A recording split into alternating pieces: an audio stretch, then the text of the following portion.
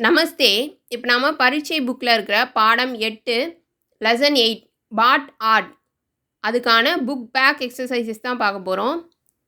சப்தார்த் பொருள் தருக மீனிங்ஸ்.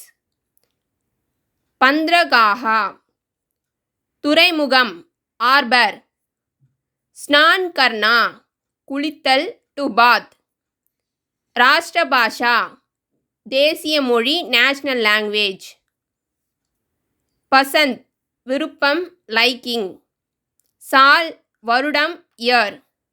वाक्यों में प्रयोग कीजिए. राष्ट्रभाषा देशीय मोड़ी नेशनल लैंग्वेज. हिंदी हमारी राष्ट्रभाषा है.